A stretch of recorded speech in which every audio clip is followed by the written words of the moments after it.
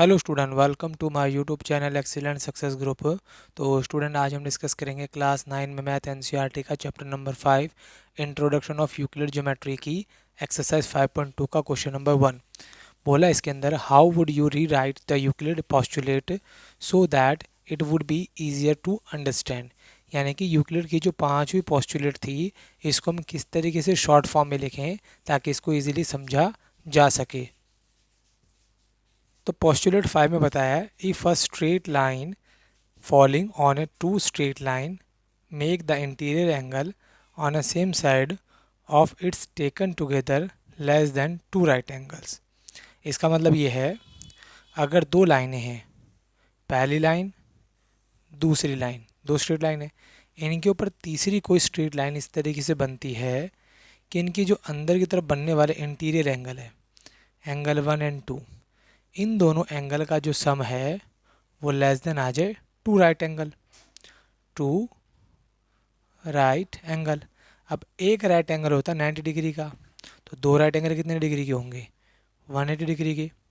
तो angle 1 and angle 2 दोनों का जोड़ अगर 180 डिग्री से कम हो, आगे क्या बोला गया है, then the two line straight lines if produce indefinitely meet on the side on the which the sum angle is a less than two right angle.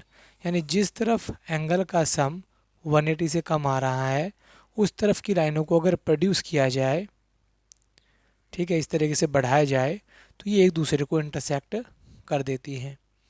देखो यहाँ पे इंटरसेक्ट करती हैं। ये पोस्टुलेट 5 है। ध्यान देने वाली बात यह है कि जिस तरफ एंगल का जोड़ 180 डिग्री से कम होगा, उस तरफ की लाइनें इंटरसेक्ट करेंगी।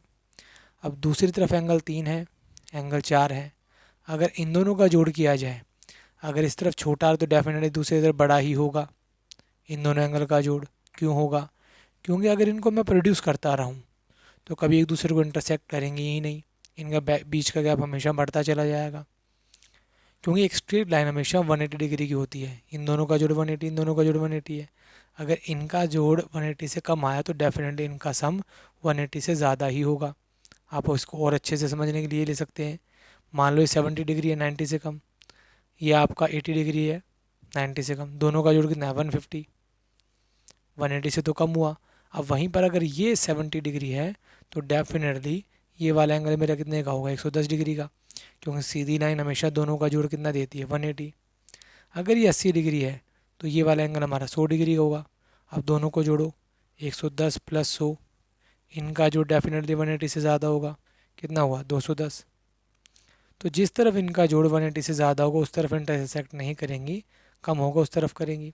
अब बोला इसको इजी लैंग्वेज में लिखो, तो इसको हम इस तरीके से लिख सकते हैं कि it say that angle 1 and 2 का जोड़ अगर 180 से कम है तो ए बी और सी डी मीट करेगी left side of the line, इसके लेफ्ट में करेंगी, क्योंकि इसको प्रोड्यूस किया जाएगा तो इंटरसेक्ट कर देंगी।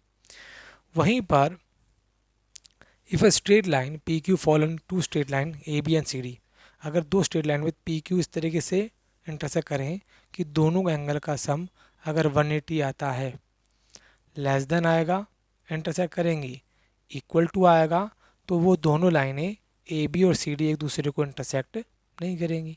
ठीक है, इसको इस तरीके से हम सिंपल से लैंग्वेज में लिख सकते हैं।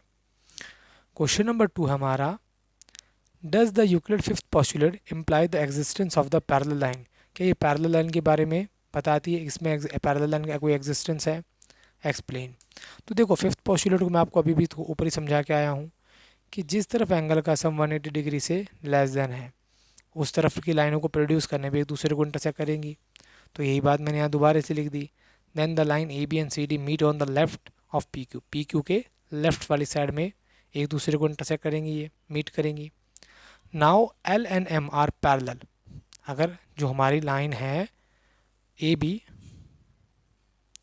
एंड सी डी, अगर ये दोनों लाइनें हमारी क्या कर दी जाए? पैरेलल कर दी जाए, A B and C D. ठीक है, तो इनमें बनने वाले एंगल का सम 1 + 2 का जोड़ 180 हो जाएगा। जिस तरफ हमारे एंगल का सम 180 डिग्री आ गया तो दोनों लाइनों को कितने बढ़ा ले, एक दूसरे को इंटरसेक्ट नहीं करेंगी। ये बात मैंने लिखी है। By Euclid fifth postulate line A B and C D will not meet on the left side of P Q. यानी इन दोनों का जो सम है वो लेस देन 180 डिग्री से कम नहीं होगा, क्योंकि लाइनें क्या होंगी, पैरेलल। पैरेलल का मतलब जो कभी एक दूसरे को इंटरसेक्ट ही ना करें। जब वो इंटरसेक्ट ही नहीं करेंगी तो दोनों का सम 180 डिग्री से लेस देन होगा ही नहीं, इक्वल टू होगा। इसी तरीके से राइट साइड में एंगल 3+4 का सम भी 180 के इक्वल है। तो राइट साइड में भी लाइनों को अगर प्रोड्यूस किया जाए तो एक दूसरे को इंटरसेक्ट नहीं करेंगी।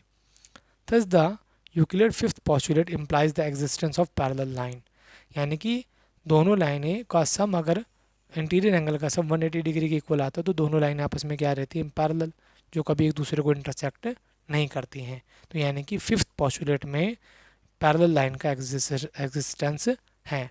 सम 180 के इक्वल आता तभी लाइन पैरेलल होंगी, अदरवाइज नहीं होंगी। और इसी के साथ हमारा क्वेश्चन नंबर 2 यहाँ पे कंप्लीट होता है।